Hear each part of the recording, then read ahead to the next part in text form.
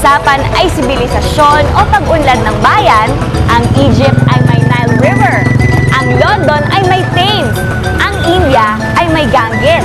Dito naman sa atin, meron tayong Pasig River.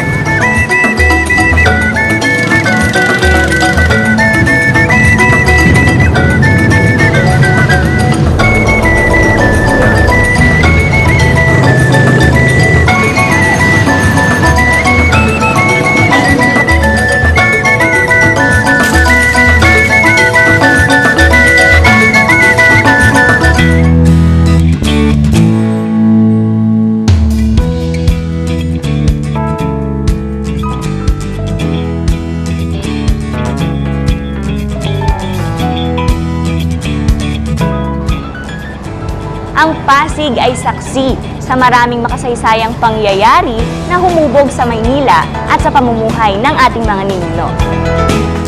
Ang Pasig City ay matatagpuan sa silangang hangganan ng Metro Manila.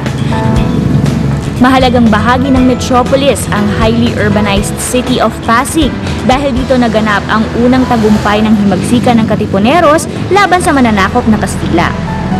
Before Metro Manila was formed, ang Pasig ay naging syudad at munisipalidad ng Maynila at ito rin ay naging kabisera ng probinsya ng Rizal.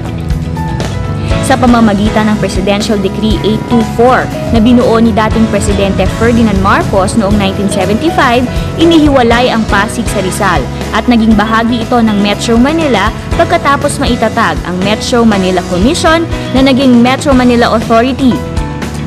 Masasabing maunlad ang Pasig dahil sa pagdami ng residential turned industrial towns dito na siyang primary source of income ng syudad.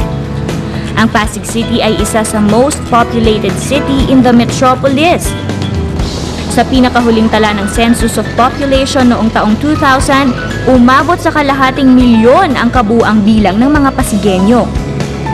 Maunlad ring maituturing ang lugar.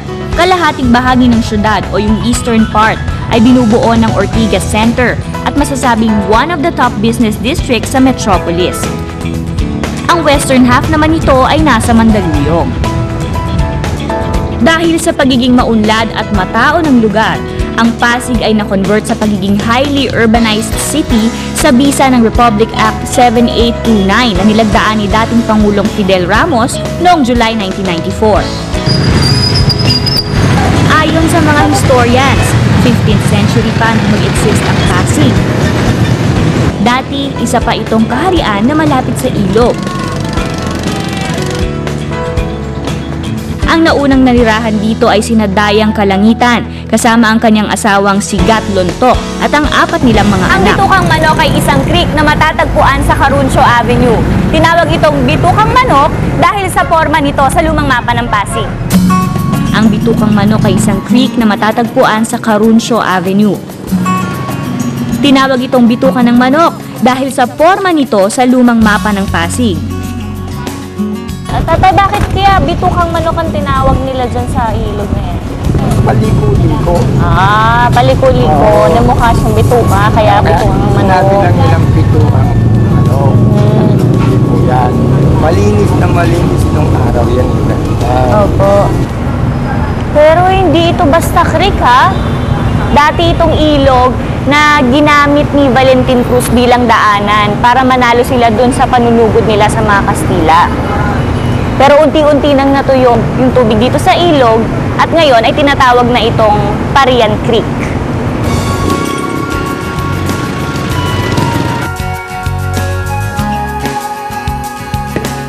Ang kasaysayan ng Pasig, kung talagang titinan mo, masyadong napakahaba.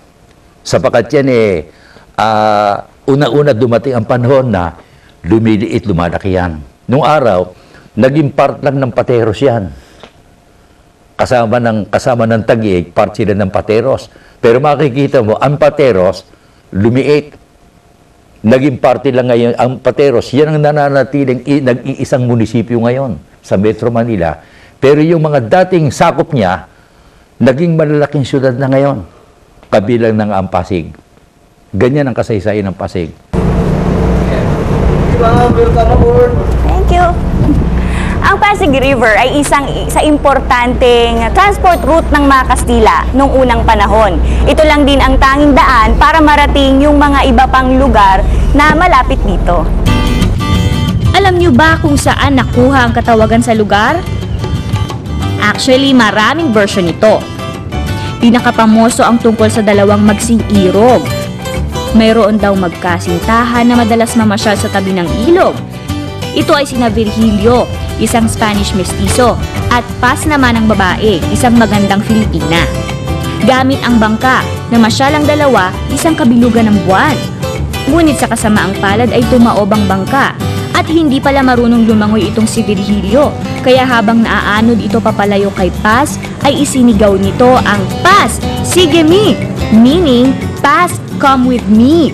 Ngunit unti-unti nang lumulubog sa tubig si Virgilio, kaya ang tanging nabanggit nito ay Paz, sig, hanggang sa tuluyan na itong nalunod. At doon umano ibinatay ang pangalan ng lugar. Sinasabi rin sa isang Sanskrit word na Pasis, nagmula ang tawag sa syudad. Pasis, meaning buhangin mula sa deskripsyon ng lugar, a community on a sandy riverbank. Hindi naman naniniwala ang mga historian sa legendary romantic origin ng Pasig. Para sa kanila, ang Pasig ay nagmula sa salitang mabagsik, ibig sabihin, violent in action of force, gaya ng mabilis na agos ng tubig sa ilog na nakapaligid dito. Pero dahil sa hindi mabigkas ng mga Chinoys na pumupunta dito noon ang salitang mabagsik, kaya ang banggit nila ay mapaksik. At kalaunan nga ay naging paksik hanggang sa maging Pasig. Maliban dyan, sinasabi ring ang pangalan ng lugar ay ibinatay sa salitang pasigan, which means baybay ng ilog, river edge or bank in English. Ngunit ang pinaka-convincing theory sa lahat ay ang teorya ni Dr. Jose Villa Panganiban, isang linguist, polyglot, professor at dating direktor ng Institute of National Language. Ayon sa kanya, ang salitang Pasig ay isang matandang Sanskrit word na tumutukoy sa river flowing from one body of water to another. Isang konkretong halimbawa nito ay ang Pasig River na konektado sa Manila Bay. Pero dahil sa development ng maraming lugar dito sa paligid ng Pasig River, ay malabis na naapektuhan ang angking kagandahan ng ilog. Ang main reason yan is dumami rin yung population ng Metro Oo. Manila. And at the same time, napakaliit lang na porsyento or 7 to 15% lang ng mga bahay sa buong Metro Manila ang covered ng proper sewerage system. Oo. Napakadami nga talaga ng hindi... Yung iba, may mga yung the remaining 75% is meron na silang septic tank. Yung araw, ang aasahan mo ng means of transportation sa pamamagitan ng tubig. Iilan lang ang kalye nung araw, iilan ang kalye. Ha? Karamihan doon, ang transportasyon, puro sa ilog o kaya sa dagat. Kaya mga mauunlad yung mga tabing dagat at tabing ilog. At yung mga ilog nung araw, may mga kaskong tinatawag. Di ba? Yung kasko, mga kargamento, mabagal yun, pero unti-unti yun. Kung sa mababaw yun, ang ginagamit doon, tikin. Yung tikin, itutulog sa tubig, itutulog yung kasko. Maraming humahawak noon.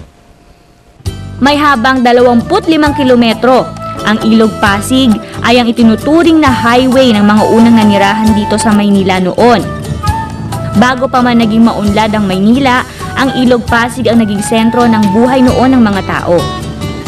Noon kasi, puro bundok at talahiban pa ang Maynila, kaya maliban sa Ilog Pasig ay kinakailangang mga bayo para makarating sa pupuntahan. Kaya naman naging napakahalaga ng ilog na ito noon. Hindi lang sentro ng transportasyon, kundi nagsilbi rin itong sentro ng kalakalan sa buong Manila.